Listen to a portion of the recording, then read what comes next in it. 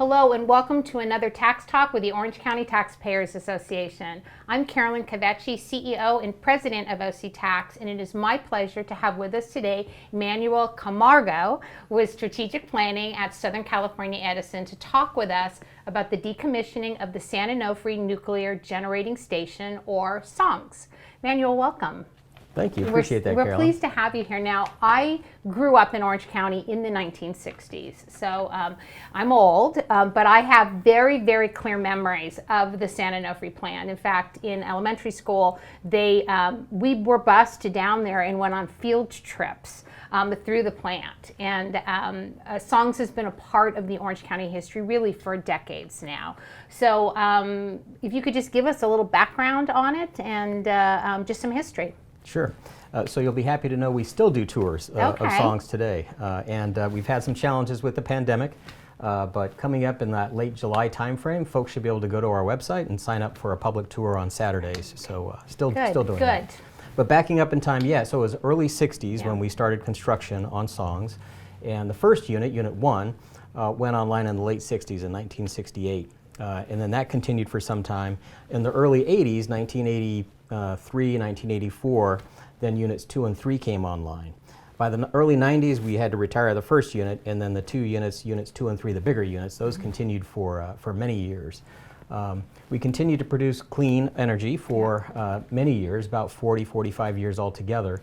And then right about 2012, we had an issue with the steam generator with one of the two units, Units 2 and 3. Had new steam generators installed, and so one of those had an issue. We had to stop the units, and by 2013 we made the decision to just retire SONGS altogether. So that was back in 2013, and so since that time it was really not a planned retirement. Right. So I'm going to interrupt you here, and we talked before we started shooting. I am a big fan of nuclear energy. I do think it's clean. I know I'm probably in the minority, but it did affect the actual energy in the state of California and clean use of energy, right? When That's exactly right, yeah. So in fact, what we found was that the following year, because most of the makeup for SONGS, that sort of what we call base load generation, runs all the time, day or night, whether the wind's blowing or the sun's shining or whatever. And so we did see that the emissions in California went up by about 2-3%. Wow. And much of that is because the offset from SONGS was used. We used gas-fired power plants in order to make up some of that power. Interesting. So you are in the decommission process right now. Yeah. So where are you in the process of decommissioning SONGS? So short story is we're about 1 year into an 8-year process of removing the above-ground structures, including the domes, the iconic domes that you see as you travel along the 5 freeway. But backing up just a little bit, so we had to go through a permitting process. So there's something called the California Environmental Quality Act. Yes, love CEQA. Yeah, so CEQA, and we did go through a substantial CEQA process. Okay, I'm sure. That started with the California State Lands Commission, and we produced an environmental impact report of the decommissioning process, right? And so that was certified by the California State Lands Commission in the spring of 2019. And then the California Coastal Commission, they jumped in after that, still as part of the CEQA process. And the Coastal Commission relied on the EIR, the Environmental Impact Report, for a coastal development permit. And then that permit was unanimously approved by the Coastal Commission in the fall of 2019. So that freed us up at SONGS to start decommissioning the plant. So we started in early 2020. And that will continue through about 2028. And again, that's removing the above ground structures, the domes and the buildings and everything else. And some of that some of those buildings are already coming down now, the administrative buildings and such. The domes, those will come down in about 2025. Oh, interesting. Well, I'm kind of a nerd about process. And SCE has a great video. So if you don't mind, we're going to cut to a video now that actually is just a couple minutes, I think, right? It actually goes through the process of what it is going to take and what buildings are going to take to actually start decommissioning the San Onofre plant. Once dismantlement of San Onofre nuclear plant begins, safety and environmental stewardship will guide the process every step of the way. Southern California Edison selected the team of AECOM and Energy Solutions for this project, one of the largest commercial nuclear plant decommissioning projects in the world. This animation illustrates a conceptual technical approach which will be refined during the detailed planning process. The initial demolition will focus on clearing areas of the property to facilitate staging and seamless loading and removal of debris. This demolition on the north side will also clear space for a rail spur to allow for transportation of debris, such as concrete and rebar. Next, the team will create a path down to the intake area by removing the turbine buildings, creating access to the west side of the property.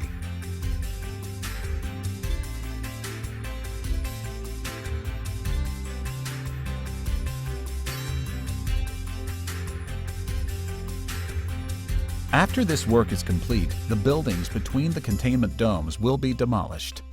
Temporary structures will be used during demolition to control dust and other debris. Areas within the safety, fuel, and nearby buildings will be demolished internally. In the final stage, the containment buildings will be demolished using a bottom-up technique that has proven effective in prior nuclear plant decommissioning projects.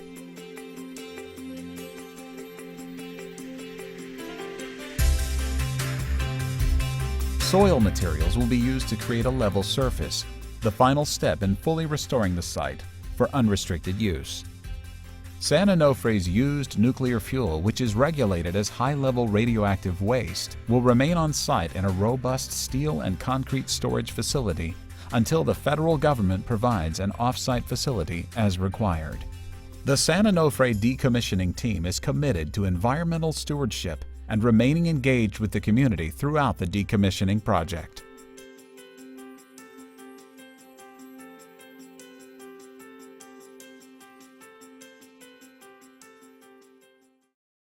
Okay, that's great information for those in Orange County to be able to watch that and know where we are. But I'm curious, we're a taxpayer organization, who's paying for this? Yeah, good question. So, so in fact, you've already paid. Right. So the customers for the nuclear utility for SONGS, those customers who enjoyed that clean power for so many years, prepaid for the process to decommission. So through those contributions, right about $1.5 billion through prudent investment, we were able to grow those funds so that we had enough to be able to decommission the plant. So those funds reside in trust funds. We're no longer collecting from customers, and as we do the work, we draw down on those trust funds in order to pay a contractor to demolish the plant. And then at the end, to the extent there are funds that are left over at the end of the decommissioning process, all those funds go back to customers. Okay. But they've prepaid, and if there's margin left at the Right. end, then those funds go back to the utility customers. Well, I think the big question everybody has now is there's spent fuel on site. Right. And this was a nuclear plant, and there is spent fuel on price. So let's talk about the spent fuel. So what is the process right now for containing the fuel? What's going on with it? Got it.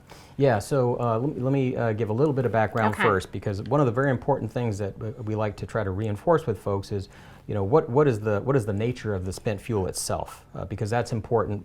It's important when a plant is operating, and it's also important at this stage when the plant has been decommissioned.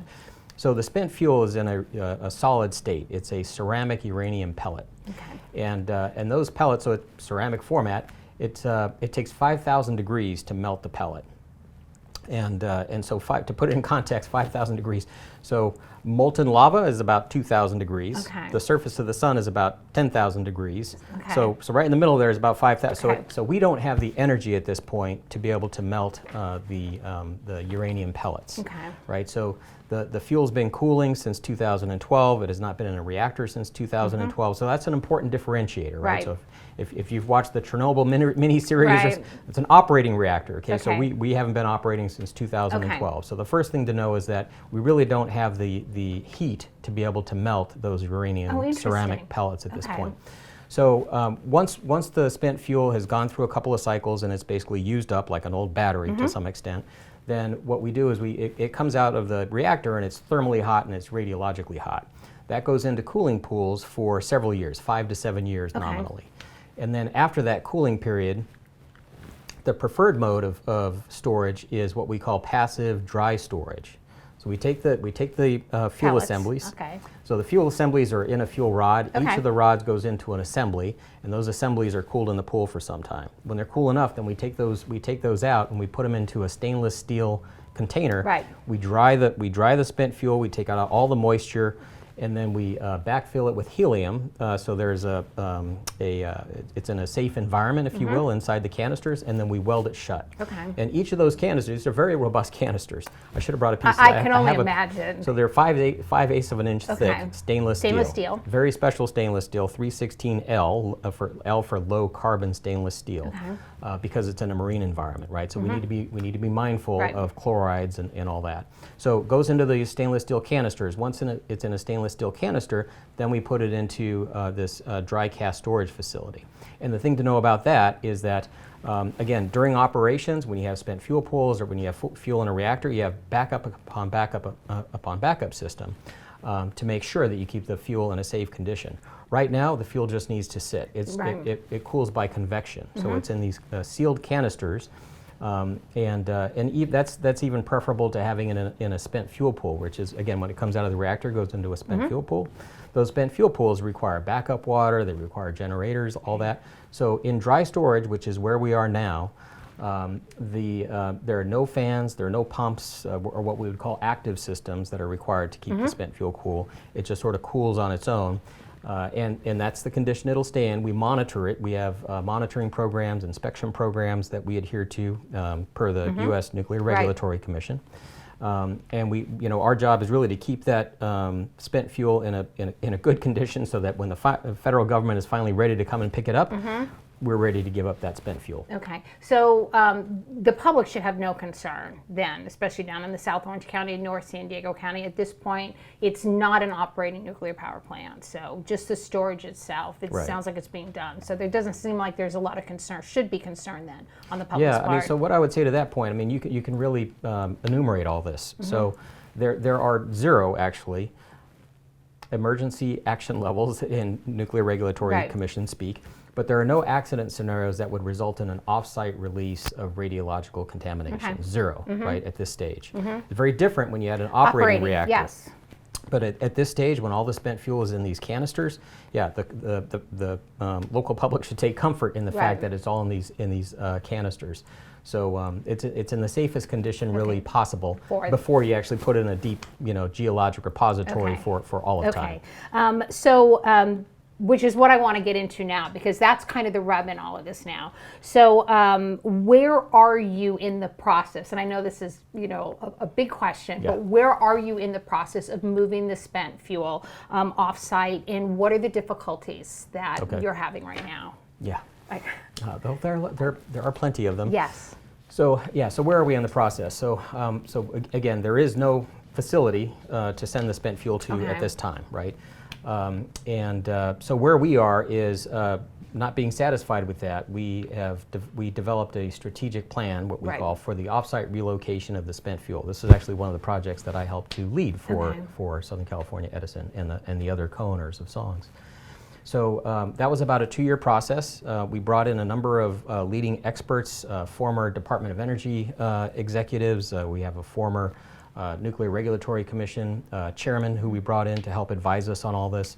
And over about a 2-year process, we developed a strategic plan to look at all the potential opportunities for getting the spent fuel off-site, assessing those, considering the unique challenges of a utility. So you asked about customers and tax and all that, right? So there's an important nuance here. Right now, the federal government is accountable to come and pick up the spent fuel from our gate and take that off-site. Okay. There are some other potential alternatives to get the spent fuel off-site, and what our experts helped us to understand is, depending on the path that we take, you could have an additional burden of more than $100 million placed on our utility customers. And that's not in the trust funds that we talked about, right? So it helped us the process of developing the strategic plan helped us to understand some of the nuances and what we need to advocate for as we work with, hopefully, Congress in order to solve this problem.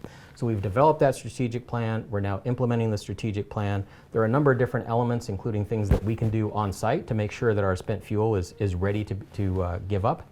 And we'll be implementing that plan now for some time. Okay. Well, so So where is the United States, the federal government, in moving towards a long-term storage of nuclear? Because obviously, SONGS isn't the only one. We're talking about another plant potentially going off-site up in Central California. There are other plants. You would say it's the federal government's responsibility. Yes. So could you go into a little more detail about that? So just that that they are obligated by policy, by what? That they're supposed to come. Yes. And if they're supposed to do it, why isn't that happening? Okay, yeah, good, excellent question. Okay. So very simply, there's it's by law and by contract. So by law, there's a Nuclear Waste Policy Act of 1982, the very specific piece of legislation that requires the Department of Energy, in particular, to come and pick up the spent fuel from places like San Onofre by 1998. Okay, and that hasn't happened, right? So wow, it's been a few years. Yes, a few couple decades. Yes. So by law, Nuclear Waste Policy Act, the federal government was accountable to pick up the spent fuel, but also the Nuclear Waste Policy Act required the Department of Energy to enter what are called standard or sort of homogeneous contracts with each of the utilities that has a nuclear power plant, and so those contracts also govern the manner in which the Department of Energy was to start picking up the spent fuel. The legislation also was very specific with respect to the site. It evolved over time. The legislation was revised in 1987, and ultimately, bottom line is it designated Yucca Mountain in Nevada as the spot where the spent fuel would be permanently disposed of in the United States. And that's the spent fuel for everybody? Everybody, yes. Okay. Isn't that kind of like putting all your eggs in one basket? Yes, it is. Okay, so what happened then? I hate to put you in that, but I'm really interested. Obviously, Nevada must not. Somebody got upset, or why aren't they operating it then? Well, that's an excellent question. So going back, back in 1983, the idea was that there would be two repositories, one in the east and one in the west. Okay. And then through a political process, not really a scientific process, that never happens at the federal government, never ever. Except for maybe this one little tiny instance. So through a sort of a political process, really, to my mind, when Nevada was politically weak, we went from having two repositories to just one in Yucca Mountain. Okay. And then after that, Yucca Mountain, not Yucca, but Nevada became politically strong. Yes. And said, not interested. Okay. So that's where we are right now. What I would tell you is that in 2010. The federal government pulled the plug even on Yucca Mountain. Right. And actually they disbanded the organization. So I mentioned that the Department of Energy is accountable for all this, right? There was a department within a group within the Department of Energy that was responsible for managing the process, right? The Yucca Mountain facility. Great idea, yes. Okay, all that was disbanded in 2010. Okay. The department was taken apart, so there's nobody in the federal government who goes to work every day saying, this is my job to work on this particular issue. Interesting. So that's been on ice since 2010. Yucca Mountain, who knows what will happen with that. But so what I would say is, as we move forward, so we ask where are we as a country? So there's a bright side. Okay. Right now there is about $38 million in the federal budget to start working on a program in two different manners. So there's about $20 million to start working on a federal interim repository. So not a permanent repository, so it's an interim. The concept is to take spent fuel from all the locations around the country. Find an interim place. And hopefully, from our perspective, selfishly from SONGS and other decommissioning sites that are no longer generating spent fuel, our thinking and the thinking of many others is that you should prioritize those decommissioning sites, right? So elsewhere in California, you have Rancho Seco up near Sacramento and Humboldt Bay, up in Northern California, where there's nothing left but the spent fuel. Right. So the idea is to take that spent fuel, consolidate it into fewer above ground repositories, sort of like the spent fuel facility that we have at SONGS, while the federal government then starts work on the big job of a permanent repository. And so there's funding in the federal budget for a federal consolidated interim storage facility to be developed. So that's good news. Bad news is nothing's really happened over the past 10, 11 years. Good news is it looks like we're headed in the right place. And the new-ish Secretary of Energy, Granholm has stated in congressional testimony that it is her intent and the Department of Energy's intent to restart that program here in the coming months. I think the federal government, we have some other issues at present, COVID, the COVID issue, the infrastructure jobs bill, et cetera. So, but hopefully we'll see sometime within the next couple of months that there's the bandwidth to start working on this issue at the federal level. So it's in the budget. So who pays for that? Have there been some sort of monies in rates over the years that have gone into that, or is that? Oh, there has been. So the feds have been collecting money from us, right, to deposit that someplace, but yet they're not doing it. So they're not spending it. They're not spending it. So there's something called the Nuclear Waste Fund, and similar to utility customers for SONGS prepaying for the demolition of the plant. By extension, at the federal level, the way that program works is utility customers, nuclear utility customers for all nuclear utilities, paid in $1 or 1/10 of 1 cent for every kilowatt hour that they consumed. Okay. And at present, there are about 43 billion with a B dollars in that nuclear waste fund. Okay. So much, in fact, that they've stopped collecting from nuclear customers. So it's not clear that would be enough to finish the project, but over 40 billion is certainly plenty to restart the program. It's sitting in an account someplace in Washington. Right.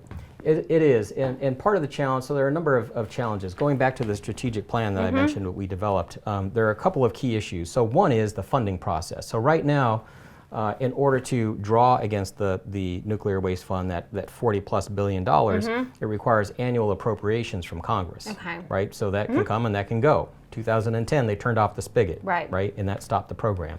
So one of the things that would be nice is to be able to have a situation where there is unfettered access to that $40+ billion by an entity of the federal government that's responsible for disposing of the spent fuel. Yeah. I would tell you too, one of the things that would be nice too as we look at this program from a national perspective is to try to learn from the international examples that exist. Right. And there are a couple that I would flag. So Finland and Canada. In Finland and in Canada, they've worked on what I would call a consent-based process. So the process I described for Yucca Mountain, that was not consent, right? So I think of it as very simply almost like an RFP, a request for proposal process. Right. And that is to say, you ask communities who would like to learn more, not who would like to accept necessarily, who would like to learn more about the benefits, because there could be financial benefits and other benefits of hosting a site. Right. And my idea, not that the federal government cares about my idea, but I could see designating areas, nuclear depository, a nuclear repository area, so many miles around where a depository is, and give specific federal funding, jobs money, transportation money. So if that community is willing to do this, then that land is designated. I could see no federal income tax. I mean, I think you could really make an area that very attractive to a community that's maybe suffering economic downturns and stuff like that, and make it worth a community's while financially. Yeah. So that's my idea. It's federal designation of depository area and give them all sorts of tax benefits. Yeah, I think that's smart, and I think that's what we've seen at the international level with Finland and with Canada. Canada started with 22 sites, and they're down to 2 now. Okay. And those were 22 communities that said we'd like to at least think about it. Once they think about it, then you get into sort of the engineering, and do they have the right rock in that particular community? Well, and just even earthquakes, right? You've got to look at geological things, I would imagine. Yes, exactly. Okay. Yeah, but to your point, so we also have a domestic example that I could mention too, and that is what's called the Waste Isolation Pilot Plant, which is near Carlsbad, New Mexico. Okay. So for some time, the federal government was looking for a place to store a different type of radioactive called transuranic waste. Okay. So different than commercial spent fuel. But still, they had a hard time, the federal government, finding a site for that for WIP, the Waste Isolation Pilot Plant. And one community, Carlsbad, had previously been, the economy changed is what happened. Yes. So they had previously been, potash mining was what kept the economy floating for many years. Disappeared. And then it disappeared, and after it disappeared, they said, well, hey, we'd like to consider hosting your facility. We know how to, very simply, we know how to dig, right? We're miners. And that worked out, and now the waste isolation pilot plant exists.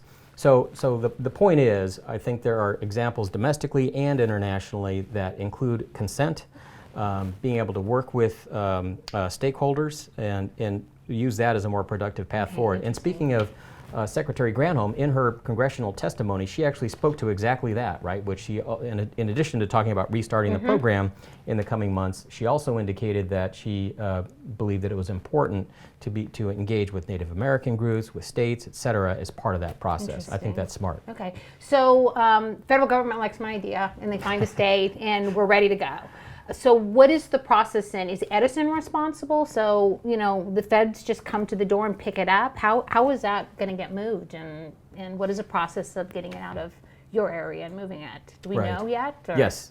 Yeah, so that's pretty clear. I should say, too, that the process of moving spent fuel, that is known. We've moved 270 spent fuel assemblies from SONGS to a facility in Illinois. Okay. Back before the mid-70s, before 1972. After 1972, the government put a moratorium on what was called reprocessing, really recycling spent fuel.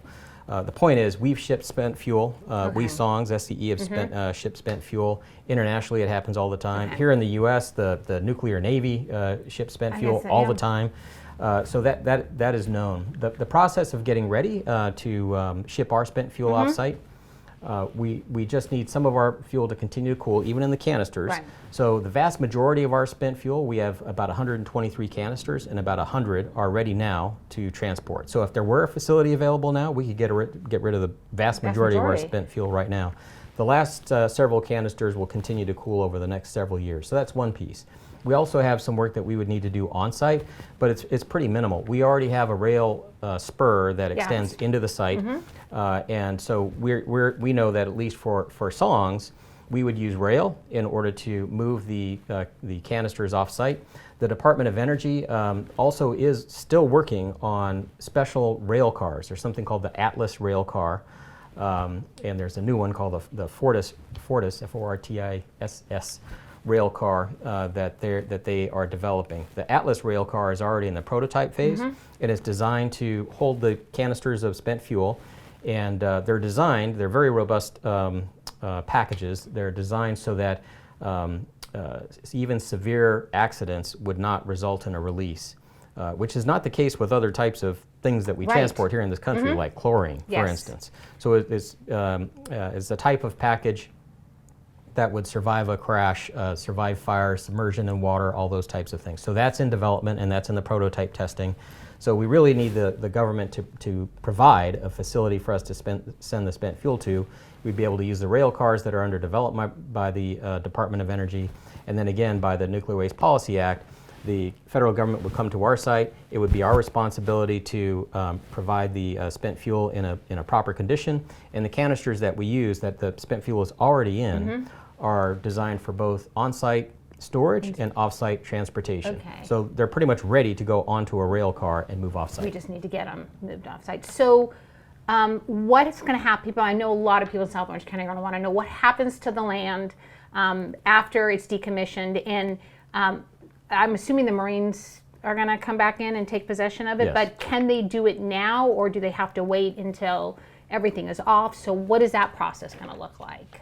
Yeah, they need to, so we'll need to wait. Okay.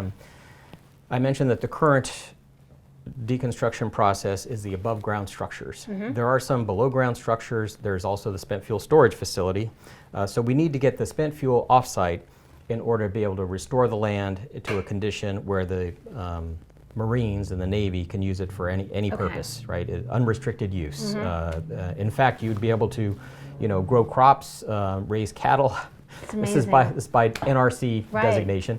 You would be able to raise cattle, eat the crops, drink water from the wells that are beneath. So it's that level. It's the level to which we would remediate the site, restore the site, and that's our ultimate goal to be able to do that. So that's what it requires. So we really can't accelerate that. No. So we really need the spent fuel to move off-site, and then we can restore the land and give it back to the I'm assuming they're going to use it Marines. for training. But who knows what they're going to be using it for. Yeah, so at a high level, what I would tell you is we do know from Brigadier General Conley is his name, sent us a letter in March indicating that the Navy and the Marines see that the perpetual storage of spent fuel on site at Camp Pendleton is inconsistent with their national security mission of training Marines. So they don't want to be in the business of storing spent fuel. We'd be happy to get out of the business of storing spent fuel. So the Marines really want the land back so that they can use it to support training. So what can Orange County taxpayers do right now to help with this process? Because SCE's put together a fairly robust strategic plan and what they need to do. You've got a majority of your canisters ready to go. So we're obviously waiting on the federal government right now. So what can we do as taxpayers here in Orange County to come alongside you in this process and help? Yeah, well, we'd love that help, I'll tell you. And I would think that the getting the spent fuel offsite is pretty much a shared goal for just about everybody in this local community. I would think it would be a shared goal of everyone, especially South Orange County. So one thing, I would say the one thing folks could do that would be most impactful is to join a coalition that we formed. We did it in partnership with Orange County Supervisor Lisa Bartlett, San Diego County Supervisor Jim Desmond, as well as, of course, SCE, San Diego Gas and Electric, and the City of Riverside. So we joined forces and have formed this coalition called Action for Spent Fuel Solutions Now. And so what folks can do is join that coalition. What I tell you, just our experience has been, because there has been in the past years, there has been bipartisan support for legislation, just hasn't been enough support to get it over the finish line and get it passed. And so the last time we had the opportunity to try to get some legislation through Congress, we worked mostly as an industry, as a nuclear utility industry, to try to get that through, and it just was not adequate. So lesson learned, we need help. So we've actually formed the coalition to be a very broad-based coalition with help from business, from organized labor, Native American communities, local elected officials, and anybody else who shares our goal of getting the spent fuel off site. So when it comes time to take action, let's say the next time we have some legislation or appropriations in front of Congress, what would be great is have the biggest, broadest voice possible. So anybody who would like to lend their voice to this, and the best way to get the spent fuel off site is to lend your voice to this, join our coalition, and join us in trying to get this over the finish line the next time we have our opportunity. Well, you know, on a political basis, I'm assuming that the states that have the plants being decommissioned and are looking, it's a big issue, and those that don't probably aren't thinking about it. So it is going to take, I think, at the federal level, an administration that's very interested in solving this and coming alongside the states that are waiting for the federal government to do their job, really. Yes, exactly. Yeah. Well, thank you so much for being with us today. It was fascinating. Thank you for having me. I really appreciate Fascinating information. You know, for decades, San Onofre has been an iconic landmark that lets travelers know they're either entering or leaving Orange County. So over the next decade, we're going to be watching as this landmark is removed, decommissioned, and someday hopefully return to the United States Marine Corps. Thank you so much for being with us today. If you are interested in membership in the Orange County Taxpayers Association, or simply information on tax policy and how to protect Proposition 13, please visit our website, octax.org, or follow us on Instagram, Facebook, and Twitter at OC Taxpayers. Thank you for watching. We'll see you all next time on OC Tax Talk.